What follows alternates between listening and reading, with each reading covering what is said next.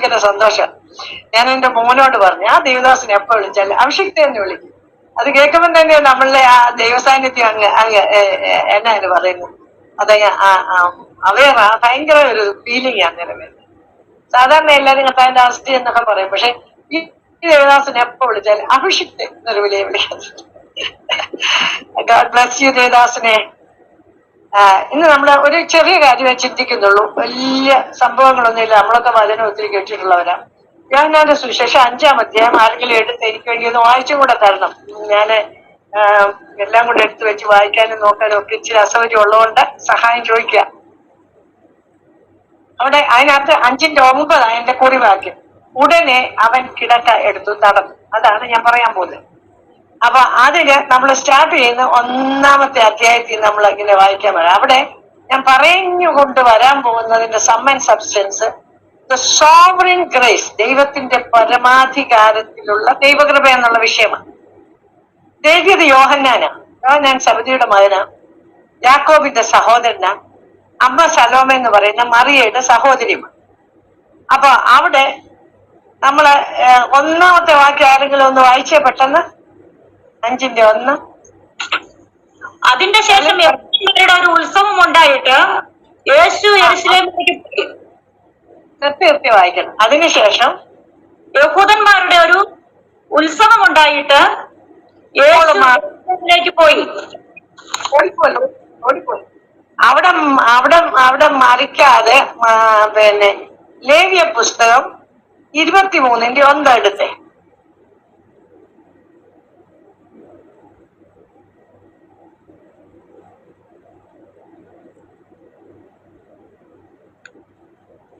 യഹോവ പിന്നെയും മോശയോട് അരുളി ചെയ്തത്, നീ ഇസ്രായേൽ മക്കളോട് പറയേണ്ടത്, എന്റെ ഉത്സവങ്ങൾ വിശുദ്ധ സഭായോഗം വിളിച്ചു കൂട്ടേണ്ടെന്ന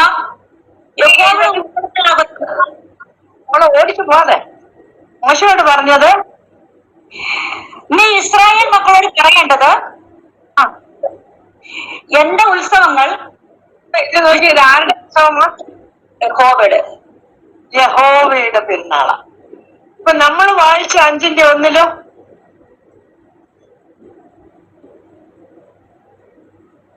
നമ്മൾ വായിച്ച 5:1 എന്നാ വായിച്ചു. അതിനുശേഷം ഒരു ഉത്സവം ഉണ്ടായിട്ട്, കണ്ടോ, യഹോവയുടെ ഉത്സവം ഇപ്പൊ ആരുടെ ഉത്സവമായി? യഹൂദന്മാരുടെ. അപ്പൊ അതിന് 1-ാമത്തെ ദൂത് കേട്ടല്ലോ.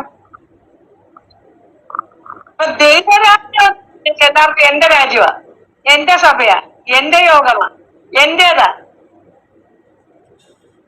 ഉണ്ടോ? കാലം അങ്ങോട്ട് മാറി വന്നു കഴിഞ്ഞപ്പോൾ യഹോവയുടെ പെരുന്നാൾ, യഹോവയുടെ ഉത്സവം ഇപ്പോൾ യഹൂദന്മാരുടെ ഉത്സവമായി. ഉണ്ടോ? മനസ്സിലാവുന്നുണ്ടോ ഞാൻ പറയുന്നത്? ഇപ്പൊ പറയും എന്റെ സഭ നമ്മുടെയാണോ?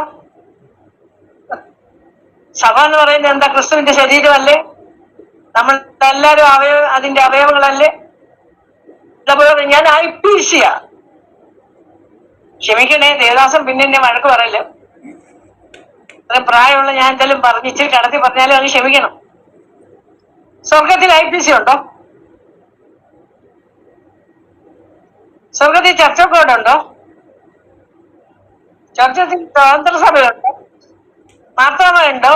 യാക്കോബയുണ്ടോ? കത്തോലിക്ക ഉണ്ടോ? ഇതിലെന്തോ ഉള്ളേ? ഞാൻ നിങ്ങൾക്ക് ഭവനം ഒരുക്കാൻ പോകുന്നു. ഞാൻ ഭവനം ഒരുക്കാൻ ഞാൻ ഇരിക്കുന്നിടത്ത് നിങ്ങൾ ഇരിക്കേണ്ടത് നിങ്ങളെ ചേർത്തുള്ള ഞാൻ വീണ്ടും വരുമെന്ന് പറഞ്ഞു. അപ്പൊ അവൻ ഇരിക്കുന്നിടത്ത് അവന്റെ കൂടെ ഇരിക്കാൻ നമ്മളെ ചേർത്ത് കൊള്ളാൻ വരുന്നു. വീട് പണി ഞാനൊക്കെ പോകാത്തത്, ഇവര് 4th സ്റ്റേജാ 5th സ്റ്റേജാന്നൊന്നും പറഞ്ഞിട്ട് ഞാൻ പോകാത്ത എന്നാന്ന് വെച്ചാൽ എന്റെ വീട് പണി തീർന്നിട്ടില്ല കേട്ടോ. ആ വീട് പണി തീർന്നിട്ട് കൊണ്ടുപോകത്തുള്ളൂ, അല്ലാതെ പകുതി കഴിച്ചിട്ട് പണി തീരാത്ത വീട്ടിലൊന്നും നമ്മളെ കൊണ്ടുപോയി ചേർത്തത്തില്ല. അപ്പൊ യഹൂദന്മാരുടെ പെരുന്നാളായി കേട്ടോ. ഇനി എത്ര 1-ന്റെ ബാക്കി വായിച്ചേ. വായിച്ചേ മോള്. ഞാൻ 5:1 വായിച്ചപ്പോൾ പതിയെ നിർത്തി. യഹൂദന്മാരുടെ ഒരു ഉത്സവം ഉണ്ടായിട്ട് യേശു യെരൂശലേമിലേക്ക് പോയി. യെരൂശലേമിൽ ആട്ടുവാതിക്കൽ ബെഥസ്ത എന്ന എബ്രായ പേരുള്ള ഒരു കുളമുണ്ട്. അതിന് 5 മണ്ഡപമുണ്ട്. അവയിൽ വ്യാധിക്കാർ, കുരുടർ, മുടന്തർ, ക്ഷയരോഗികൾ ഇങ്ങനെ വലിയൊരു കൂട്ടം വെള്ളത്തിന്റെ ഇളക്കം കാത്തുകൊണ്ട് കിടന്നിരുന്നു. ഒന്നുകൂടെ വായിക്കാവോ? ഒറ്റ പ്രാവശ്യം. യെസ്. യെരുശലേമിൽ ആട്ടുവാതിക്കൽ ബെഥസ്ത എന്ന എബ്രായ പേരുള്ള ഒരു കുളമുണ്ട്. അതിന് 5 മണ്ഡപമുണ്ട്. അവയിൽ വ്യാധിക്കാർ, കുരുടർ, മുടന്തർ, ക്ഷയരോഗികൾ ഇങ്ങനെ വലിയൊരു കൂട്ടം വെള്ളത്തിന്റെ ഇളക്കം കാത്തുകൊണ്ട് കിടന്നിരുന്നു. വലിയൊരു കൂട്ടം അവിടെ കിടക്കുക. അതിന്റെ ബ്രാക്കറ്റിൽ ഇട്ടിരിക്കുക. എന്തിനാ കിടക്കുന്നേ? വെള്ളത്തിന്റെ ഇളക്കം കാത്തുകൊണ്ട് കിടക്കുക. ചുമ്മാ കിടക്കുകയല്ല, തമാശന് വന്ന് കിടക്കുകയല്ല. ഈ സാഹിബന്മാരൊക്കെ ഈ സൺബാത്ത് എന്ന് പറഞ്ഞ് വെയിലത്ത് പോയി കിടക്കുന്ന പോലെ അല്ല. ഇവിടെ എല്ലാം വ്യാധിക്കാരെ, കുരുടരെ, മുടന്തരെ, ക്ഷയരോഗികൾ ഇങ്ങനെ വലിയൊരു കൂട്ടം വെള്ളത്തിന്റെ ഇളക്കം. അവർക്ക് ഒരൊറ്റ കാര്യം നോക്കി കിടക്കുന്ന ആ വെള്ളം, കുളത്തിലെ വെള്ളം ഇളകുന്നത് കാണാൻ നോക്കിയിരിക്കും. നമ്മൾ ഈ അധ്യായം പഠിക്കുമ്പോൾ ഞാൻ നിങ്ങളുടെ ഹൃദയത്തിലോട്ട് വരച്ച് കാണിക്കാൻ ആഗ്രഹിക്കുന്ന ഒരു കാര്യം, ന്യായപ്രമാണത്തിന്റെ നിസ്സഹായതയും കൃപയുടെ അത്യന്ത ധനത്തിന്റെ പ്രദർശനവും ആണ് ഈ യോഹന്നാൻ ഈ 5-ാം അധ്യായത്തിൽ വരച്ച് കാണിക്കുന്നത്. ശ്രദ്ധിച്ചു കേട്ടോ. ന്യായപ്രമാണ കാലത്ത് അവർക്ക് കൊടുത്തിരിക്കുന്നതാണ് ഒരു വിടുതലിന്റെ ഒരു ഇത് കൊടുത്തിരിക്കുന്നതാണ് ആട്ടുവാതിൽ. ഈ ആട്ടുവാതിൽ എന്ന് പറയുന്ന യെരുശലേമിന്റെ എനിക്ക് തോന്നുന്നു വടക്ക് കിഴക്ക് ഭാഗത്താണ് ആട്ടുവാതിൽ. നെഹമ്യാവിന്റെ പുസ്തകത്തിൽ അത് പറയുന്നുണ്ട് 3:1. അപ്പം അവിടെ ആ ന്യായപ്രമാണ കാലത്ത് എങ്ങും വിടുതലില്ല. എവിടെല്ലാം പോയി പിന്നെ എന്തായാലും പറയുന്നേ, കീമോ ചെയ്തു, റേഡിയേഷൻ ചെയ്തു, പിന്നെ പച്ചമരുന്ന് കഴിച്ചു, അല്ലെങ്കിൽ പോയി എന്താ പറയുന്നേ നാട്ടുവൈദ്യം കഴിച്ചു, ഒറ്റമൂലി കഴിച്ചു, അല്ലെങ്കിൽ ആയുർവേദം കഴിഞ്ഞു, അലോപ്പതി കഴിഞ്ഞു, ഹോമിയോപ്പതി കഴിഞ്ഞു, എല്ലാം ശ്രമിച്ചിട്ട് ഒന്നും നടക്കാഞ്ഞിട്ട്. ഇത് ലാസ്റ്റ് ഹോപ്പ്. ആദ്യമേ ആരും ഇവിടെ വന്ന് കിടക്കത്തില്ല. എല്ലാം നമ്മുടെ മലയാളത്തിൽ പറയുന്ന ഒരു ഭാഷയില്ലേ, പഠിച്ച പണി 18 നോക്കിയിട്ട് പറ്റാതെ വരുമ്പം കൊണ്ട് ഇവിടോട്ട് ഇട്ടേക്കുക. മനസ്സിലാകുന്നുണ്ടോ? അങ്ങനെ ഹോപ്പ്ലെസ് ആയിട്ട് ഒരു പ്രതീക്ഷയ്ക്കും വകയില്ലാത്തവരുടെ അവസാന പ്രതീക്ഷയായിട്ടാണ് ഇവിടെ കൊണ്ട് കിടത്തിയത്. ആലോചിച്ച് നോക്കണം. അപ്പൊ അവിടെ യോഹന്നാൻ ഈ സുവിശേഷം എഴുതുമ്പോൾ അദ്ദേഹം വരച്ച് കാണിക്കുന്ന ന്യായപ്രമാണത്തിന്റെ നിസ്സഹായത. കാര്യം അത് കണ്ടീഷനല്ല. ഒന്ന്, ദൂതൻ ഇറങ്ങണം. And nobody knows when. എപ്പോഴാന്ന് അറിയത്തില്ല. നമ്മൾ കർത്താവ് വരുമെന്ന് പറഞ്ഞല്ല. 2 കാര്യം നമുക്കും അറിയത്തില്ല. നമ്മളെല്ലാം വലിയ വാചം അടിക്കുന്നു. 2 കാര്യം നമുക്ക് അറിയത്തില്ല. ഒന്ന്, കർത്താവിന്റെ വരവും അറിയത്തില്ല. 2, നമ്മുടെ മരണവും അറിയത്തില്ല. ഞാൻ യാത്ര ഒന്നും ചെയ്യാത്ത, പക്ഷെ ഇന്നലെ വൈകിട്ട് ഞാൻ എറണാകുളത്തിന് പോയി. കാക്കനാട് ഒരു ചെറിയ ഫ്ലാറ്റാണ്, അവിടെ വിശ്രമിച്ചു.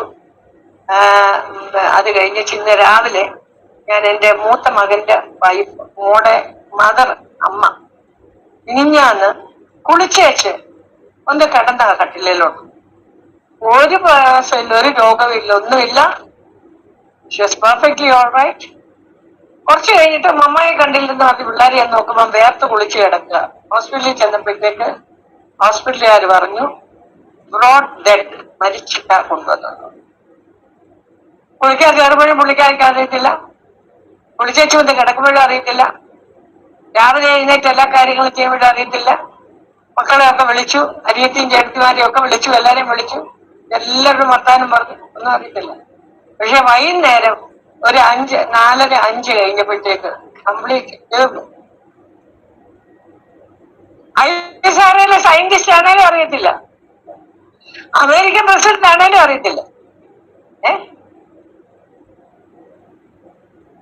അറിയാവോ? അപ്പൊ അതിൽ നിന്ന് ഒറ്റ കാര്യം മനസ്സിലാക്കിക്കേ, നമ്മുടെ നിസ്സാരത്വം. സത്യത്തിൽ ഈ പെന്തക്കോസിന്റെ അനുഭവത്തിൽ വന്ന ഒന്നാമത് തിരിച്ചറിയേണ്ട നമ്മുടെ നിസ്സാരത്വം. അതിനകത്ത് ഈ ദേവദാസന്മാര് പിണങ്ങല്ലേ കർത്താവിന്റെ ദാസനെ, ദേവദാസന്മാര് പറയുന്ന പോലെ കരവർത്തി 3 ഹല്ലേലൂയ പറഞ്ഞ് ഇതൊന്നും ഒരു വിഷയമല്ല. അവിടെ 24 മണിക്കൂർ സെറാഫുകൾ 2 കൊണ്ട് മുഖം മൂടി, 2 കൊണ്ട് വാദം മൂടി, 2 പറഞ്ഞ് സൈന്യങ്ങൾ യഹോവ പരിശുദ്ധൻ പരിശുദ്ധൻ നാർത്തോണ്ടിരിക്കുന്നിടത്ത് നമ്മുടെ ഉണക്ക ഹല്ലേലൂയ ഒന്നും ചെന്നില്ലെങ്കിൽ ഒരു പ്രശ്നമില്ല. പക്ഷേ ചില കാര്യങ്ങൾ നമ്മൾ തിരിച്ചറിയാൻ ദൈവം ആഗ്രഹിക്കുന്നു. തിരിച്ചറിവ്. ഞാൻ ഈ 18 വർഷം സത്യാന്വേഷിയായിട്ട് നടന്ന ഒരാളാണ്. കാരണം നിങ്ങൾക്കറിയാം കണ്ടത്തിൽ കുടുംബം എന്നൊക്കെ പറഞ്ഞു. പക്ഷെ കണ്ടത്തിൽ കുടുംബത്തിലൊന്നും അല്ല. ഞാനിപ്പോ കരക്ക് കയറിയ ആളാണ്. കണ്ടത്തിൽ നിന്ന് കരക്ക് കയറി നാശകരമായ കുഴിയിൽ നിന്നും കുഴഞ്ഞ ചേറ്റിൽ നിന്നും ക്രിസ്തു എന്ന പാറമേൽ എന്നെ നിർത്തിയിരിക്കാക്കും. അപ്പൊ കണ്ടം വിട്ടേക്ക്. പക്ഷേ മാമാപ്പിളയുടെ അനിയനായ എന്റെ ഗ്രാൻഡ് ഫാദർ, പുള്ളി മാത്രമേ ഉള്ള ആ കുടുംബത്തിൽ നിന്ന് മാർത്തോമാ സഭയിലേക്ക് വന്നത്. പുള്ളിയുടെ അമ്മാച്ചൻ പാലക്കുന്നത്തെ തിരുമേനിയായിരുന്നു. ഏകമധ്യസ്ഥൻ യേശുവാണെന്നും മരിച്ചവരോടുള്ള പ്രാർത്ഥന ശരിയല്ലെന്നും മരിച്ചവർക്ക് വേണ്ടിയുള്ള പ്രാർത്ഥന ശരിയല്ലെന്നും പറഞ്ഞുകൊണ്ട് പുള്ളി മാത്രം മാർത്തോമയിലോട്ട് മാറി 16 ഏക്കറിലൊരു പള്ളിയുണ്ട്. നിക്കോളാസ് ഗേൾസ് ഹൈസ്കൂളിന്റെ 33 ഏക്കറും എന്റെ വല്യപ്പച്ചൻ കൊടുത്തു. അവിടെ മാർത്തോമക്കാരുടെ ആദ്യത്തെ റെസിഡൻഷ്യൽ സ്കൂളാണ്. 2 പ്രൈമറി സ്കൂളുകളെ 23 വയസ്സ് തൊട്ട് 57 വയസ്സ് വരെ പുള്ളി അവിടുത്തെ MLC ആയിരുന്നു, ഇന്നത്തെ MLA. ഞാൻ പറയുന്നത് ഏകദേശം ഒരു 200 വർഷങ്ങൾക്ക് മുമ്പുള്ള കാര്യമായി പറയുന്നു.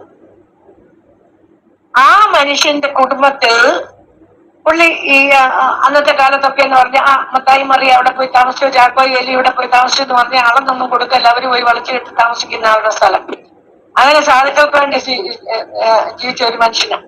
ആ കൊടുത്തു മുടിഞ്ഞ തറവാട്ടിനകത്ത് ഭ്രാന്ത്, തളർച്ച, മദ്യപാനം, അകാല മൃത്യു, ഇത് രംഗബോധമില്ലാത്ത കോമാളിയെ പോലെ കടന്നു വന്നപ്പോൾ രക്ഷിക്കാൻ കഴിയാത്ത ഒരു ദൈവത്തെ എനിക്ക് വേണ്ട എന്ന് പറഞ്ഞ് നിരീശ്വരവാദിയായിട്ട് 18 വർഷം നടന്നിട്ട് ഇതര മാർഗങ്ങളിലൂടെ എല്ലാം ഞാൻ പോയി. ഞാൻ അതൊന്നും പേര് പറയത്തില്ല, കാരണം മറ്റൊന്നിനെ കുറിച്ച് പറയുന്നത് യോഗ്യമല്ല. ബാക്കി എല്ലാ മാർഗങ്ങളും നമ്മൾ പറയുന്ന എല്ലാം ഞാൻ പോയി. പാരാസൈക്കോളജി പഠിച്ചു, മെറ്റാഫിസിക്സ് പഠിച്ചു, മരണാനന്തര ജീവിതം പഠിച്ചു, മനുഷ്യരുടെ ആത്മാക്കളെ പഠിച്ച് സംസാരിക്കാൻ പഠിച്ചു, അസ്ട്രോളജി പഠിച്ചു, ഹസ്തരേഖ ശാസ്ത്രം പഠിച്ചു, എല്ലാ ബാക്കി പറയുന്ന എല്ലാ മതഗ്രന്ഥങ്ങളും പഠിച്ചു. എല്ലാം ചെയ്തു കഴിഞ്ഞിട്ട് ഇനി ഒരു ദൈവം ഉണ്ട് എന്റെ അടുത്ത് വരണമെന്നും പറഞ്ഞതെല്ലാം വിട്ടേച്ച് ഞാൻ നടക്കുന്ന സമയത്താണ് ദൈവത്തിന്റെ ശബ്ദം കേട്ട് ഞാൻ ഈ കർത്താവിനെ എന്റെ കർത്താവിന്റെ രക്ഷകനായിട്ട് സ്വീകരിക്കും മനസ്സിലാക്കി. അതുകൊണ്ടാണ് ഇന്ന് ഈ മോൻ പാടിയപ്പോ പറഞ്ഞ പോലെ, ലീഡ് ചെയ്തപ്പോ പറഞ്ഞ പോലെ, ഇന്ന് എന്തെല്ലാം പ്രശ്നം ഉണ്ടായെങ്കിലും സന്തോഷിക്കുന്നതിന്റെ കാര്യം ഈ യാഥാർത്ഥ്യം പിടികിട്ടിത്ത. നമുക്ക് ചില കാര്യങ്ങൾ ബോധ്യമാകണം. ഒരാൾ കാര്യം ഉയർത്തിയെന്ന് പറയുമ്പോൾ നമ്മൾ ഉയർത്തേണ്ട സ്പിരിറ്റ് യു ഷുഡ് ഫീൽ. സ്വത്രം പറയുന്നത് when you feel it in your spirit, നമ്മുടെ ആത്മാവിൽ അത് ഫീൽ ചെയ്യുമ്പോഴാണ്. അപ്പൊ ഇവിടെ ഈ ദൈവമനുഷ്യൻ പറയുന്ന ന്യായപ്രമാണത്തിന്റെ ഒരു നിസ്സഹായത, കൃപയുടെ അത്യന്ത ധനത്തിന്റെ പ്രദർശനം, ഇതാണ് ഈ 5-ാം അധ്യായത്തിൽ അദ്ദേഹം വരച്ച് കാണിക്കുക നമ്മളെ. അപ്പൊ ലോ വേഴ്സസ് ലവ് എന്റെ ഭാഷയിൽ പറഞ്ഞ. അപ്പൊ ഒന്ന് നമുക്കറിയാം, ഈ മനുഷ്യൻ ഇയാളെ കുറിച്ച് പറയുമ്പോ മോളെ അതിന്റെ 4-ാമത്തെ വാക്യം വായിച്ചു. 5:4. അതത് സമയത്ത് ഒരു ദൂതൻ കുളത്തിലിറങ്ങി വെള്ളം കലക്കും. വെള്ളം കലങ്ങിയ ശേഷം ആദ്യം ഇറങ്ങുന്നവൻ ഏത് വ്യാധി പിടിച്ചവനായിരുന്നാലും അവന് സൗഖ്യം വരും. അതിന്റെ അടുത്ത വാക്യം, എന്നാൽ 38 ആണ്ട് രോഗം പിടിച്ച് കിടന്നൊരു മനുഷ്യൻ ഇവിടെ ഉണ്ടായിരുന്നു. അവൻ കിടന്നത് യേശു കണ്ടു. ഇങ്ങനെ ഓടിപ്പോലെ എന്നാൽ അവിടുത്തെ ഇത് അവിടെ ഒരു ദൂതൻ ഇറങ്ങി അതത് സമയത്തെന്ന് പറഞ്ഞ അറ്റ് ദ അപ്പോയിന്റഡ് ടൈം, നമുക്കറിയത്തില്ല, ഇറങ്ങിയിട്ട് വെള്ളം കലക്കും. ആദ്യം ഇറങ്ങുന്നവൻ ഏത് വ്യാധിയാണെങ്കിലും അവൻ സൗഖ്യമാവും. നമ്മൾ പറയുന്ന പോലെ ഇന്ന ത്വക്ക് രോഗങ്ങൾ മാത്രം, അല്ലെങ്കിൽ എന്നാന്ന് പറഞ്ഞ ഇൻഡസ്ട്രൈനൽ പ്രോബ്ലം മാത്രം, അല്ലെ ക്യാൻസർ രോഗികൾ മാത്രം, അല്ല കിഡ്നി ഫെയിലേഴ്സ്, ഇതൊന്നും അല്ല, ഏത് രോഗമാണെങ്കിലും സൗഖ്യമാവും. അവിടെ 38 വർഷം രോഗിയായി കിടന്ന ഒരു മനുഷ്യനുണ്ടായിരുന്നു. അപ്പൊ ആ മനുഷ്യനെ കുറിച്ച് ഞാനൊന്ന് അവിടെ കയറ്റി പറയുകയാണ്. മോളെവിടെ മറിക്കാം 5:14 എടുത്ത് വായിച്ചേ. അനന്തരം യേശു അവരെ ദൈവാലയത്തിൽ വെച്ച് കണ്ട് അവനോട്, നോക്കൂ, നിനക്ക് സൗഖ്യമായല്ലോ. അധികം തിന്മയത് ഭവിക്കാതിരിക്കാൻ ഇനി സമയത്ത് അവനോട് പറയുന്ന ഒരു കാര്യം, അധികം തിന്മയായത് കഴിക്കാൻ പാപം ചെയ്ത്. അപ്പൊ ഇപ്പൊ ഈ 38 ആണ്ടായിട്ട് അവൻ വന്ന് കിടക്കുന്നതിന്റെ കാരണം എവിടെ അവന്റെ ജീവിതത്തിൽ വന്ന പാപങ്ങളോ ഒക്കെ കൊണ്ട് അത് അവനെ രോഗിയാക്കി, രോഗം അവനെ നിസ്സഹായ അവസ്ഥയിൽ എത്തിച്ചു. അത് അവനെ 38 വർഷം ബെഥേസ്ദയുടെ ആ കരുണയുടെ ഭവനത്തിന്റെ, ബെഥേസ്ദ എന്ന് പറഞ്ഞ കരുണയുടെ ഭവനം, അത് അവിടെ കൊണ്ട് അവനെ അവിടെ കിടത്താൻ കാരണം അവന്റെ ജീവിതത്തിലുണ്ടായ എന്തോ പാപപ്രകൃതിയിൽ നിന്നായിരിക്കും. അവൻ അതിൽ നിന്ന് ഇനി പാപം ചെയ്തെന്ന് പറയുമ്പോൾ ഇതിനു മുമ്പ് ചെയ്തതുണ്ട്, അത് അവനെ രോഗിയാക്കി, അവനെ നിസ്സഹായനാക്കി. അവൻ ഒരു 38 ആണ്ടെന്ന് പറഞ്ഞാൽ ഈ അവിടെ കൊണ്ട് അവനെ കിടത്തിയത് തന്നെ എവിടെയും സൗഖ്യമാകാത്തത് ഇവിടെ സൗഖ്യമാകുന്നുള്ള പ്രതീക്ഷയില്ല. അപ്പം ഈ പ്രതീക്ഷയിലിരിക്കുന്ന അവന് ന്യായപ്രമാണം വെച്ച് നീട്ടുന്ന കരുണ അനുഭവിക്കാൻ അവന്റെ ശരീരത്തിന്റെ ബലഹീനത അനുവദിക്കുന്നില്ല. ഞാൻ ശ്രദ്ധിച്ചു കേൾക്കണം, ഞാൻ വളരെ ഗൗരവമുള്ള ഒരു കാര്യമാണ് പറയുന്നത്. അവിടെ ന്യായപ്രമാണ കാലത്ത് ദൂതനിറങ്ങും, വെള്ളം കലക്കും, ഒന്നാമത് ഇറക്കുന്നവൻ ഏത് വ്യാധിയാണേലും അവന് സൗഖ്യമാവും. പക്ഷേ ഇന്ന് അവന്റെ ശരീരത്തിലുള്ള ബലഹീനത അത് അവനെ അനുവദിക്കുന്നില്ല അവിടെ ഇറങ്ങാനും സൗഖ്യമാവുന്നു.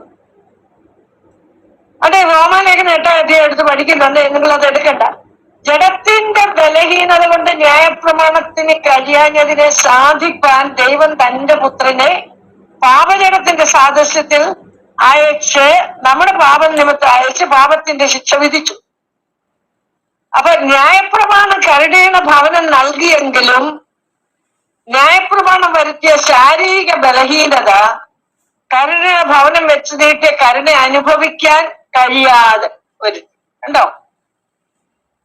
ഓഫേർഡ്, ഇറ്റ് വാസ് ഓഫേർഡ്, ഓഫറുണ്ട്. ഇപ്പൊ നമ്മൾ പറയാണത് റേഷൻ കടയിൽ ചില 10 കിലോ അരി ഫ്രീ ആയിട്ടുണ്ടെന്ന് പറഞ്ഞാൽ അവിടെ വരെ പോകാൻ പറ്റിയില്ലെങ്കിൽ ആ ഓഫർ നമുക്ക് നഷ്ടമാണ്. ഓഫർ അവിടെ ഉണ്ട്, you got to reach there. അപ്പൊ ആ കരുണയുടെ ഭവനം നൽകുന്ന ഒരു വാഗ്ദത്വം എന്ന് പറഞ്ഞാൽ അവിടെ ദൂതൻ അതത് സമയത്ത് ഇറങ്ങും. ഇറങ്ങിക്കഴിഞ്ഞ ഉടനെ ഒന്നാമത് ഇറങ്ങുന്നവൻ സൗഖ്യമാവും. പക്ഷെ ഇവന്റെ ശാരീരിക ബലഹീനത ആ കരുണയുടെ ഭവനം വെച്ച് നീട്ടിയ കരുണ അനുഭവിക്കാൻ കഴിയാതെ 1-2 വർഷമല്ല, 38 ലോങ് ഇയേഴ്സ്, 38 ദീർഘവർഷങ്ങൾ, അതായത് ഒരു മനുഷ്യായുസിന്റെ പകുതിയിൽ അപ്പുറം. ചിന്തിച്ചു നോക്കിക്കേ, യേശുക്രിസ്തു 33 വയസ്സിലാ ക്രൂശുമരണം വരിക്കും. അപ്പൊ ഇവൻ അവിടെ അപ്പൊ തന്നെ 38 വയസ്സുണ്ടെന്ന് പറയുമ്പോ യേശു ജനിക്കുന്നതിന് എത്രയോ മുമ്പ് അവൻ അവിടെ വന്ന് കിടന്നു ഉണ്ടോ? അപ്പൊ ഒരു മനുഷ്യായുസിന്റെ പകുതിയിൽ ഏറെ നിസ്സഹായതയുടെ ഒരു നേർക്കാഴ്ചയായിട്ട് കിടക്കുക. ആലോചിച്ച് നോക്കിക്കേ, അവനെ നോക്കിക്കഴിഞ്ഞാൽ എല്ലാവർക്കും അറിയാം ഈ കാൺ മേക്ക് ഇറ്റ്. ഇന്ന് രാത്രി ഞാൻ ഈ ദൂത് പറയുമ്പം ഞാൻ വെറുതെ പറയല്ല, ഞാൻ ഇന്നലെ പിന്നെ ഞാൻ എനിക്കൊരു വലിയ പ്രശ്നമുള്ളതാണോ അതോ എന്റെ ആണോ തമ്പുരാന്റെ രീതി അതാണോ എന്ന് അറിയത്തില്ല. തമ്പുരാൻ പറയാത്ത ഒരു ദൂത് എനിക്ക് എടുക്കാനൊക്കത്തില്ല. ഞാൻ എത്ര മണിക്കൂർ ഇരുന്ന് വായിച്ചാലും ഇതെല്ലാം പറഞ്ഞാലും. അപ്പൊ ഞാൻ ഇന്ന് എന്റെ ഡോക്ടറിലോയുടെ അമ്മയുടെ ബോഡി ജസ്റ്റ് ഒന്ന് കണ്ടു, 10 മിനിറ്റ് അവിടെ നിന്ന് കണ്ടേച്ച് ബോഡി ഹോസ്പിറ്റലിൽ നിന്ന് കൊണ്ടുവന്നു, മോർച്ചറിയിൽ നിന്ന് കൊണ്ടുവന്നു കണ്ടു.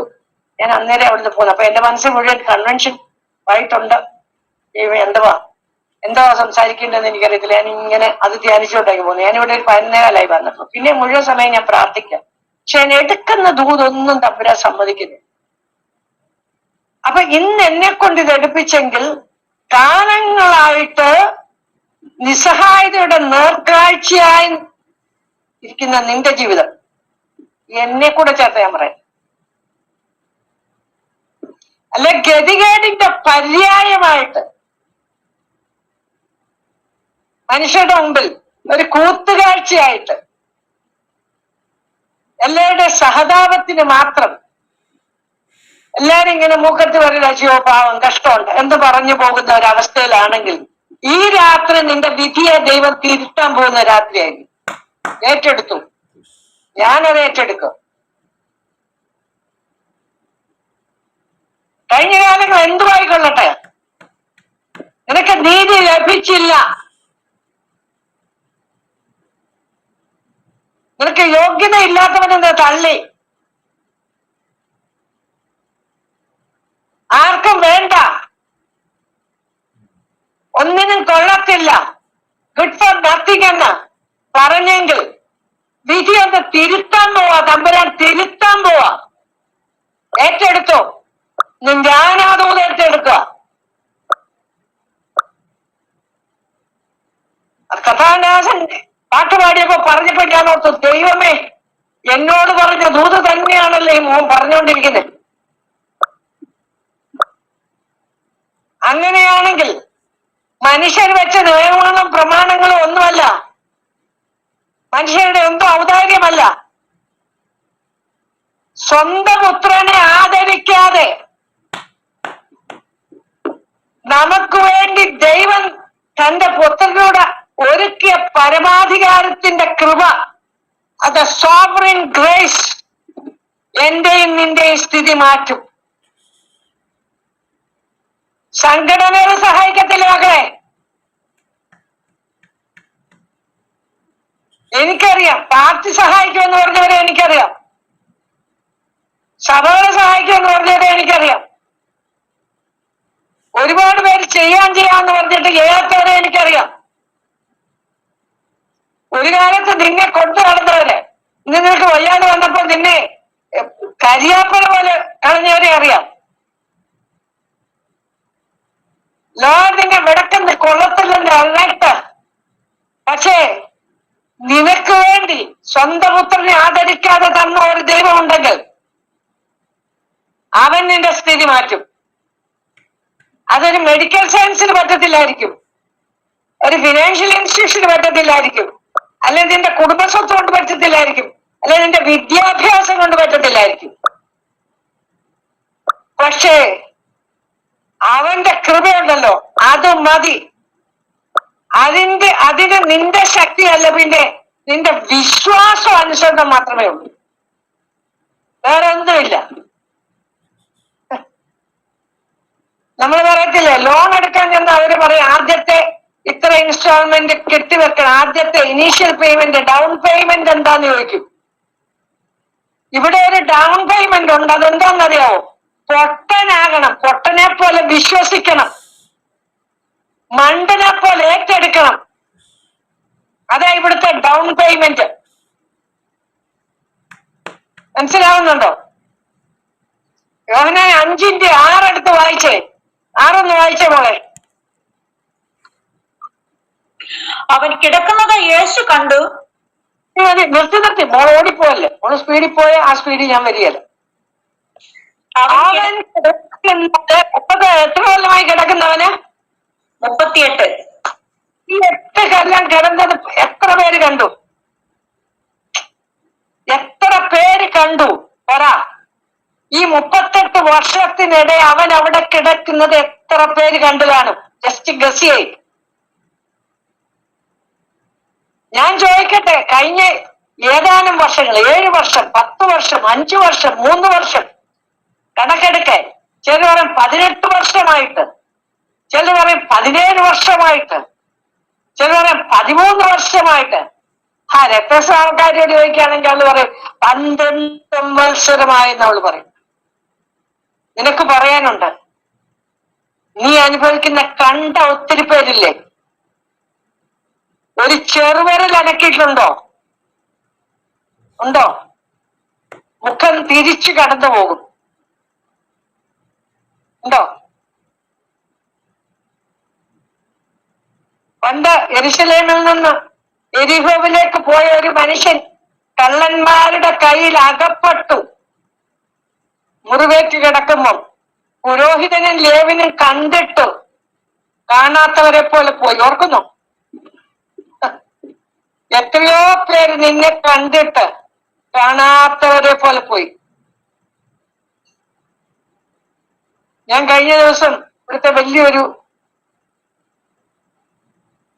കമ്പ്യൂട്ടറൊക്കെ വിൽക്കുന്ന ഒരു സ്ഥാപനത്തിന്റെ ഒരു ഓണറെ വിളിച്ചു. പുള്ളി എടുത്തില്ല. അപ്പൊ പുള്ളി എനിക്ക് വർഷങ്ങൾക്ക് മുമ്പേ പരിചയം, ഒരു കാര്യം ചോദിക്കാൻ വേണ്ടിയിട്ട് വിളിച്ചു. പിന്നെ ഞാൻ വിളിച്ച് പുള്ളിയെ 2 ഫയർ ചെയ്ത്. കാര്യം പുള്ളിയൊക്കെ തുടങ്ങുന്ന കാലം തൊട്ട് നമ്മളെ അറിയുന്നത്. ഇപ്പം 10 ഷോറൂം ഉണ്ടെങ്കിൽ ഇറ്റ്സ് നോട്ട് മൈ ഇഷ്യൂ.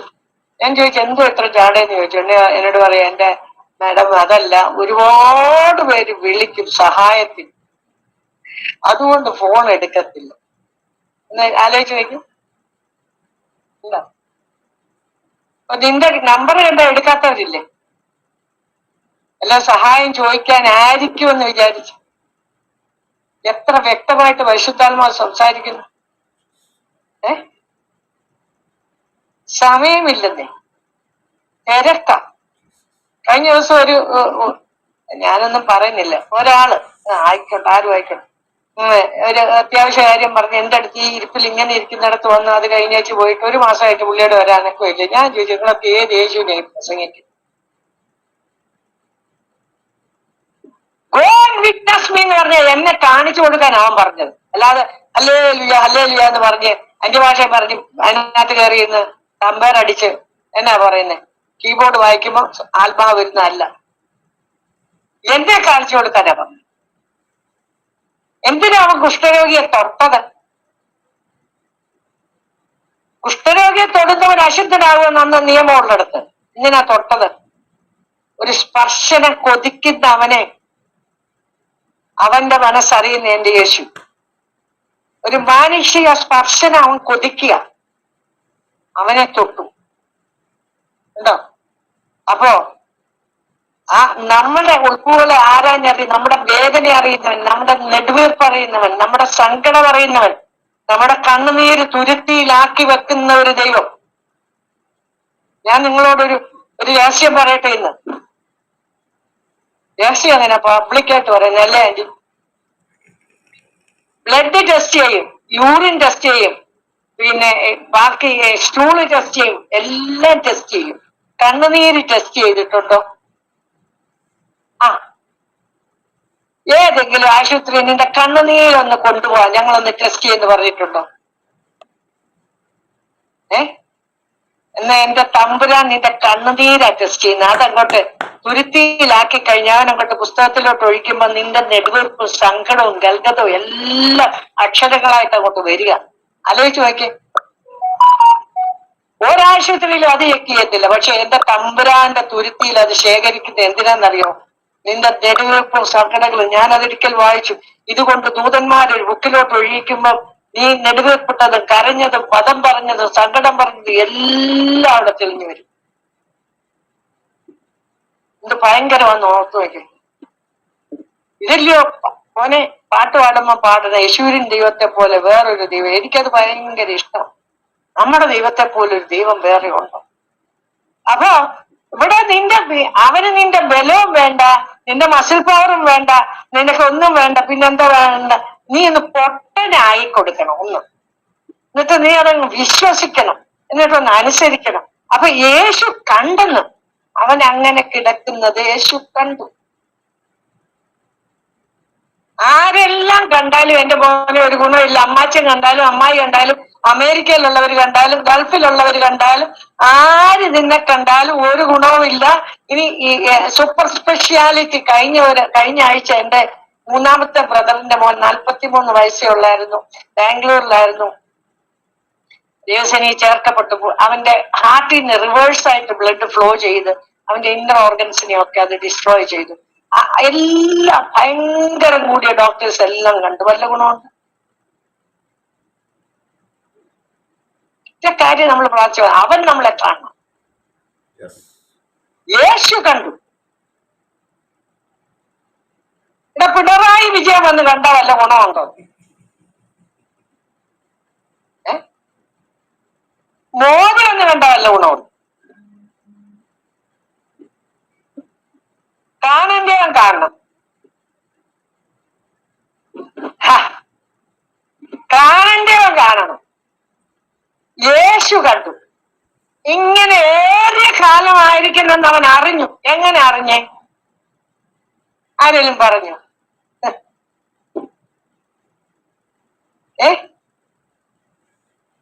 ആരെങ്കിലും പറഞ്ഞോ? അവനോടൊന്നും പറയണ്ട. അവൻ നിന്റെ തലയിലെ മുടി പോലെ എണ്ണി തിട്ടപ്പെടുത്തിയിരിക്കുന്നവനാ. അവനോട് പറയണോ? മോശയെ വിളിച്ച് കർത്താവ് പറഞ്ഞു, എന്റെ ജനത്തിന്റെ കഷ്ടത ഞാൻ കണ്ടു. ഊഴവിചാരന്മാർ നിമിത്തമുള്ള അവരുടെ കഷ്ടത ഞാൻ കണ്ടു. അവരുടെ നെടുവീർപ്പ്, അവരുടെ വേദന, അവരുടെ സങ്കടം എല്ലാം ഞാൻ കണ്ടു. ഞാൻ അറിയുന്നു. ആരും അറിഞ്ഞില്ലല്ലോ, അവൻ അറിയും. അമ്മാച്ചനെ വിളിക്കണ്ട, അമ്മയെ വിളിക്കണ്ട, ആരെയും വിളിക്കണ്ട, അപ്പോ എന്ന് വിളിച്ചാ മതി. ലോകം അവനെ ദൈവം എന്ന് പറയുമ്പോൾ അപ്പാൻ അവനെ വിളിക്കാനുള്ള ഭാഗ്യപദവി നമുക്ക് കിട്ടിയിട്ടുണ്ട്. അപ്പോ എന്ന് വിളിക്കണം. ഉണ്ടോ? യേശു കണ്ടു. ഇങ്ങനെ ഏറിയ കാലമായിരിക്കുന്നെന്ന് അറിഞ്ഞു. നമുക്ക് എന്തെങ്കിലും പ്രശ്നം? എത്ര നാളായി? ആളുകൾ കണ്ടെന്ന് ചോദിക്കുക, എത്ര നാളായി വയ്യാതായിട്ട്? അറിയത്തില്ല. എന്ന് തുടങ്ങി? അവനറിയാം. എന്ന് തുടങ്ങിയെന്നും അറിയാം, എങ്ങനെ തുടങ്ങിയെന്നും അറിയാം. ദാസം പറഞ്ഞ പോലെ ഇരുട്ടിന്റെ മണ്ഡലങ്ങൾ നിന്നെ പിന്തുടരുന്നതിന് 18 വർഷം കൂനിയായ സ്ത്രീയുടെ അടുത്ത് പറയുമ്പോൾ 18 വർഷം രോഗാത്മാവിനാൽ ബന്ധിക്കപ്പെട്ട ഇവളെ 12 വർഷം രക്തസ്രാവളോട് പറയാണ്, മകളെ ബാധ ഒഴിഞ്ഞ് സുസ്ഥമാകാൻ. ബാധയാണെന്ന് അവനറിയാം. സ്പിരിറ്റ് ഓഫ് ഇൻഫോർമിറ്റി, രോഗാത്മാവാണെന്ന് അവനറിയാം. ഏറെ കാലമായിരിക്കുന്നെന്ന് അവനറിഞ്ഞു. എങ്ങനെയാണെന്ന് അറിഞ്ഞു, എന്താണെന്ന് അറിഞ്ഞു. ഒറ്റ ചോദ്യമേ ചോദിച്ചുള്ളൂ, നിനക്ക് സൗഖ്യമാകാൻ മനസ്സുണ്ട്? അത് ശരിയായിട്ടത് പറയുകയാണെങ്കിൽ do you want to be made whole again എന്ന് ഇംഗ്ലീഷിൽ പറഞ്ഞു. പറഞ്ഞാൽ നിനക്ക് പഴയ പോലെ, പണ്ടത്തെ പോലാകാൻ. അങ്ങനെയാണെങ്കിൽ പണ്ടത്തെ പോലെ ഒരു നല്ല കാലം നിനക്ക് തരാൻ പോവാ കർത്താവ്. കഷ്ടപ്പെട്ടു പോയെന്നും നീ ഒരിക്കലും കിട്ടത്തില്ലെന്നും ഒക്കെ ശത്രു വിധി എഴുതിയിടത്ത് അവൻ ആ വിധിയെ ഒന്ന് തിരുത്താൻ പോവാ. എഴുതിയിട്ട് മക്കളെ, ഞാൻ ചുമ്മാന്ന് പറയുന്നല്ല. ഉച്ച മുഴുവൻ ഞാൻ ഇവിടെ അവിടുന്ന് വന്നു കഴിഞ്ഞപ്പോ എനിക്ക് സ്റ്റോമ വെച്ചോണ്ട് യാത്ര ചെയ്ത് കഴിഞ്ഞാൽ ഭയങ്കര പെയിനാണ്. ഭയങ്കര പെയിനായിട്ട് ഞാൻ ഇത് മുഴുവൻ നേരം വായിച്ചുകൊണ്ട് കിടന്നപ്പോ എന്നോട് ദൈവം സംസാരിക്കുക. അപ്പൊ മുമ്പത്തെ പോലെ, പഴയതുപോലെ ഒന്നാകാൻ, എന്നെ കണ്ടത്തില്ല, പണ്ടത്തെ പോലെ നോടാൻ, പണ്ടത്തെ പോലെ പ്രസംഗിക്കാൻ നിനക്ക് മനസ്സുണ്ടോന്നായി ചോദിച്ചു. നമുക്കവിടെ ഒരു പ്രശ്നം എന്താണെന്നാണ്, അരി എത്രാന്ന് ചോദിച്ചാൽ പയർ അഞ്ഞാഴി എന്ന് പറഞ്ഞാളെന്ന്. നിനക്ക് മനസ്സുണ്ടോ? You want to be made whole again. നമ്മുടെ ഒരു പ്രശ്നം എന്താണെന്നൂടെ ഇതിന്റെ ഇടയിൽ കയറ്റി ഞാൻ പറയും. ശത്രു നമ്മളോട് പറയാൻ പറ്റത്തില്ല, നിന്റെ കൊണ്ട് പറ്റത്തില്ല, ആരും നിനക്ക് എഴുതി തരത്തില്ല, ആരും നിനക്ക് പൈസയും തരത്തില്ല, ആരും നിന്നെ എന്തിയെന്ന് പോലും ചോദിക്കത്തില്ല, ഒന്നും പറ്റത്തില്ല, നടക്കത്തില്ല. മക്കളെ, ഇന്ന് രാത്രി നീ പറയണം, നടക്കും. എന്റെ കുഞ്ഞുങ്ങളുടെ വിദ്യാഭ്യാസം എന്റെ പൂർണ്ണതയിൽ നടക്കും. എന്റെ ഭർത്താവിന്റെ ആരോഗ്യം പൂർണ്ണമായിട്ട് മടങ്ങി വരും. എന്റെ ആരോഗ്യം തിരിച്ചു വരും. എന്റെ ഭാവി സുരക്ഷിതമാകും. എന്റെ ഭവനത്തിന്റെ പണി തീരും. എന്റെ ആലയത്തെ, കഥാദാസിനെ പറഞ്ഞ ആലയത്തെ നിറച്ച് 1, 2, 3 സെഷൻ പ്രാർത്ഥന വെക്കാൻ, ആരാധന വെക്കാൻ ഒരാള് കടന്നു വരും. പറ, പറ്റത്തില്ലെന്ന് പറയണ്ട. നിനക്ക് പറ്റുകയില്ല, അത് ശരിയാ. കാരണം ന്യായപ്രമാണം വെച്ച് നീട്ടുന്ന വിടുതൽ പ്രാപിക്കണമെങ്കിൽ നിന്റെ ശരീരത്തിന് കരുത്ത് വേണം. അത് അവര് പറഞ്ഞതാ. ദൂതം വേണം, വെള്ള കലക്കണം, ഇതെല്ലാം കലക്കിയാലും ഒന്നാമത് ഇറങ്ങണം. അത് നിന്റെ ശരീരത്തിന് പറ്റുകയല്ല. അപ്പൊ ന്യായപ്രമാണത്തിന്റെ ഡിമാൻഡ് എന്തുവാ? നിന്റെ ശരീരത്തിന് ശക്തി ഉണ്ടെങ്കിലേ നിനക്ക് വിടുതലുള്ളൂ. എന്നാൽ തന്റെ പുത്രനിലൂടെ സ്വർഗം വെച്ച് കിട്ടുന്ന ദൈവത്തിന്റെ പരമാധികാരത്തിലുള്ള കൃപ, ദ സോവറിൻ ഗ്രേസ് എന്ന് പറയുന്നത്, അത് നമുക്ക് അവന്റെ ഏകജാതനായ പുത്രനെ നമുക്ക് നൽകി തന്ന അവന്റെ കൃപയുടെ മഹത്വമാ. അല്ലാതെ നിന്റെ ശരീരത്തിന് ബലം കൊണ്ടോ നീ ഒന്നാമത് ഇറങ്ങിയിട്ടോ ദൂതം വന്നിട്ടോ വെള്ളം കലങ്ങിയിട്ടോ ഒന്നുമല്ല. സാഹചര്യങ്ങൾ ഒന്നും നിനക്ക് അനുകൂലമല്ല. പക്ഷെ അവന്റെ കൃപ, അവന്റെ പരമാധികാരത്തിലുള്ള സോവറിൻ ഗ്രേസ്, അതാണ് ആ കൃപയുടെ മഹത്വം. നമ്മുടെ ജലത്തിന്റെ ബലഹീനത കൊണ്ട് ന്യായപ്രമാണത്തിൽ നിവർത്തിയാൻ കഴിഞ്ഞില്ല. വേണ്ട. ഇവിടെ നാം ചെയ്യേണ്ട ഒറ്റ കാര്യമേ ഉള്ളൂ. അവനെ കൂടെ നമുക്ക് തന്ന ആ പരമാധികാരത്തിലുള്ള കൃപയ്ക്ക് കഴിയുമെന്നൊന്ന് വിശ്വസിച്ച് നീ നിന്റെ ചുറ്റുപാട് നോക്കണ്ടെന്നേ. മക്കളെ, എനിക്ക് 75 വയസ്സുണ്ട്. ആരോടും പറയണ്ട കേട്ടോ. ഡോക്ടർ എന്നോട് പറയുന്നുണ്ട്, ആന്റി 75 വയസ്സുണ്ട്, എനിക്ക് 5 കീമോ തരാൻ ബുദ്ധിമുട്ട്. ഞാൻ പറയും, ഡോക്ടറെ 75 ഇയേഴ്സ് എങ്ങാ ഞാൻ? ഡോക്ടർ ഞാനുമായിട്ട് എന്ത് മടിയാ? പുള്ളി എവിടെ കൊണ്ടൊന്നും സ്ഥാനപ്പെടുത്തും നോക്കണം. പുള്ളിക്ക് പുള്ളിക്ക് അത്ഭുതങ്ങളിലൊന്നും വിശ്വാസമില്ല. I don't believe in miracle. പുള്ളി പറയുന്ന 5 കീമോ എടുത്ത ഒരു വ്യക്തിക്ക് ഇങ്ങനെ നടക്കാനൊക്കത്തില്ല. അത്ര ഭീകരവാ. ഞാൻ പറഞ്ഞു, ഡോക്ടർ ഓങ്കോളജി അല്ലേ പഠിച്ചേ? മെഡിസിനും പഠിച്ചു. ഡോക്ടർക്ക് പ്രാർത്ഥനയുടെ ശക്തി അറിയാമോന്ന് ഞാൻ ചോദിച്ചു. Do you know the power of prayer? 10,000 പ്രാർത്ഥിക്കുന്ന ഈ മുഖത്ത് കാണുന്ന ഗ്രേസ്. അല്ലാതെ ഞാൻ ബ്യൂട്ടി പാർലറിൽ പോയില്ലെന്ന് പറഞ്ഞു. കഴിഞ്ഞ ദിവസം എന്നെ കണ്ടപ്പോ പറയുക, മിടിക്കായിരിക്കത്തില്ല ഇച്ചിരി വണ്ണമൊക്കെ വെച്ചാൽ. ഞാൻ പറഞ്ഞു, ഡോക്ടർ ആ പേക്കൊലമായിട്ടിരിക്കുന്ന എന്നാണ്. എനിക്കിട്ട് വല്ല പറയുന്നോണ്ട് ഞാനും തിരിച്ചു പറഞ്ഞു. ഞാൻ പറഞ്ഞു, ഡോക്ടർ ഈ ട്യൂമറൊക്കെ പൊഴിഞ്ഞു പോകും. ഇതെല്ലാം തിരിച്ചു വന്ന് ഞാൻ ഡോക്ടറുടെ മുമ്പിലോട്ട് വരാം. അന്നേരം ഡോക്ടർ കണ്ടോണമെന്ന് പറയാൻ ഞങ്ങൂറ്റം വേണം. കഴിഞ്ഞ ദിവസം എന്നോട് പറഞ്ഞു, ഇവിടുത്തെ മോഡലാക്കാൻ ഞങ്ങളത്. ഞാൻ പറഞ്ഞു, ആക്കണം. കാരണം മോട്ടിവേഷൻ ഞങ്ങളെ കൊണ്ടേ പറ്റുള്ളൂ. ബൈബിള് കയ്യിലുണ്ടെങ്കിലും ഡോക്ടർ വായിക്കത്തില്ലല്ലോ. ഞങ്ങളൊക്കെ ബൈബിള് വായിക്കുന്നവരാ. ഞങ്ങൾ പറയും, നിന്നാൽ ഞാൻ പടക്കൂട്ടത്തിലെ പാഞ്ഞല്ലോ, എന്റെ ദൈവത്താൽ ഞാൻ മതിൽ ചാടി കടക്കും. അവൻ എന്റെ ദീപത്തെ കത്തിക്കും, എന്റെ അന്ധകാരത്തെ അവൻ പ്രകാശമാക്കും. അവൻ എന്റെ രക്തഴിച്ച് എന്റെ സന്തോഷം ഉടുപ്പിക്കുമെന്നല്ല, ഉടുപ്പിച്ചു. ഇത് പറയുന്നത് ഞങ്ങളാന്ന് പറഞ്ഞു. ഞാൻ പറഞ്ഞു, ഇങ്ങോട്ട് ഇവിടെ പേഷ്യൻസിന്റെ ഇവിടെ ഞാൻ മോട്ടിവേഷൻ ക്ലാസ് നടത്താം. അതാ കൃപ. കൃപ തിരിച്ചറിഞ്ഞവനെ തോൽപ്പിക്കാൻ പറ്റിയല്ലോ പോലെ. അപ്പൊ ആ കൃപ ദൈവിക സ്നേഹവും കരുണയും പ്രദർശിപ്പിച്ചത് മാത്രമല്ല, ആ കൃപ മാത്രമല്ല, 38 വർഷം കാത്തു കിടന്നവന് ഒരവസരം കാത്തു കിടന്നവന് എത്രയെല്ലാം വന്നിട്ടും ഒരവസരം എനിക്ക് കിട്ടും, എനിക്ക് എന്നെ ദൈവം വിടുവിക്കും, ദൈവം എനിക്കൊരു മറുപടി തരുമെന്ന് നീ വിശ്വസിച്ച് കാത്തു കിടന്നെങ്കിൽ, എന്തിനാ കാത്തു കിടന്നത്? ദൂതം വരണം, വെള്ളം കലക്കണം, ഒന്നാമതിറങ്ങണം. അവന് സാധ്യതകളെല്ലാം കുറവാണ്. ഒരു സാധ്യതയില്ല അവിടെ. ഇതെന്തിനാ കിടന്നത്? വേറെ ഒരു വഴിയില്ലാഞ്ഞിട്ട്. പണ്ടൊരു ചേടത്തി ഓടുമ്പോ ആരാണ്ട് ചോദിച്ചു, ചേടത്തി എന്തിനാ ഓടുന്നത്? നടക്കാൻ വയ്യാഞ്ഞിട്ടാ കുഞ്ഞെന്ന് പറഞ്ഞു. അപ്പൊ ഇവനിവിടെ കിടന്നത് എന്തിനാ? വേറെ ഒരു വഴിയുമില്ല. വീട്ടിൽ കൊണ്ടുപോവല്ലോരും കൊണ്ടുപോകുമോ? ഇല്ല. ഇത് കണ്ടിട്ട് അറിഞ്ഞിട്ട് യേശു ചോദിച്ചാൽ നിനക്ക് സൗഖ്യമായ, ഇത് കണ്ടു, ഇവനെ കണ്ടു, ഇതറിഞ്ഞു, എന്നിട്ടല്ലേ അവൻ ചോദിച്ച മനസ്സുണ്ടോ? പറ. അവൻ ഒറ്റ കാര്യം പറഞ്ഞു, 5:7 ഒന്ന് വായിച്ചേ മോളെ. രോഗി അവനോട്, യജമാനനെ, വെള്ളം കലങ്ങുമ്പോൾ എന്നെ കുളത്തിൽ ആക്കുവാൻ എനിക്ക് ആരും ഇല്ല. ഒറ്റ കാര്യം, ഒന്നാമത്തെ വാക്ക്, ഒറ്റ വാക്ക് അടിവരയിട്ട, എനിക്കാരുമില്ല. രണ്ടാമത്തത്, അടുത്ത വാക്യം, അടുത്ത ബാക്കി. ഞാൻ തന്നെ ചെല്ലുമ്പോൾ മറ്റൊരുത്തൻ എനിക്ക് മുമ്പായി ഇറങ്ങുന്നു എന്ന് ഉത്തരം പറഞ്ഞു.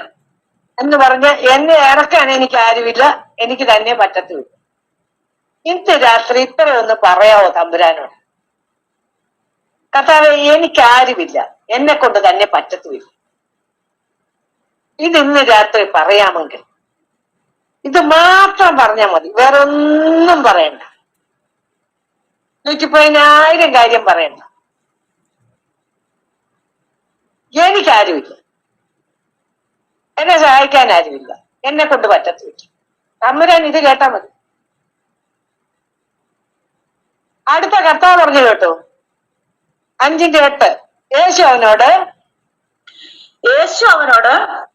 എഴുന്നേറ്റ് നിന്റെ കിടക്ക എടുത്തു നടക്ക എന്ന് പറഞ്ഞു. ആ ഉടനെ ആ മനുഷ്യൻ സൗഖ്യമായി കിടക്ക എടുത്തു.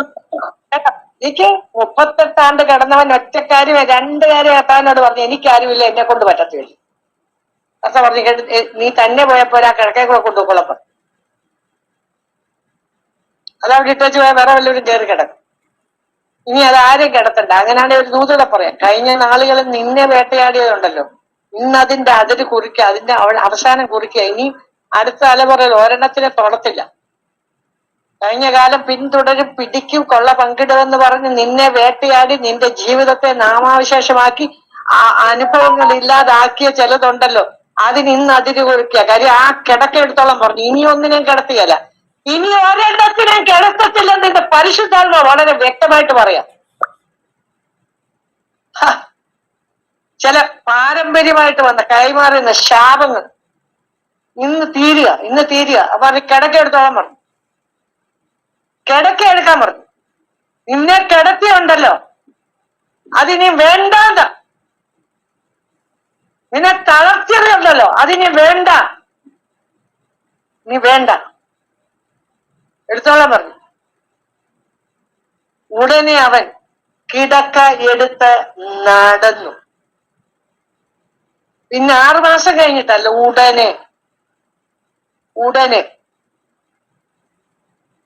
ഉടനെ വേഗത്തിൽ കാര്യങ്ങൾക്ക് തീർപ്പ് കൽപ്പിക്കാൻ പോകും. ഇനി നീട്ടിക്കൊണ്ടു പോകത്തില്ല. കാലങ്ങൾ കുറെ നീട്ടിക്കൊണ്ടുപോയി. അതിന് ഇന്നൊരു അറുതി കുറിക്കുക. എത്ര പേര് വിശ്വസിക്കുന്നുണ്ട്? എത്ര പേര് വിശ്വസിക്കുന്നവരെ കരമുയർത്തി അങ്ങ് സ്തോത്രം പറഞ്ഞു എല്ലാരും അങ്ങ് അൺമ്യൂട്ട് ചെയ്യും. എന്നിട്ട് അങ്ങോട്ട് സ്തോത്രം പറ, ഞെട്ടും കെട്ട്, ദേശം ഞെട്ടും കെട്ട്.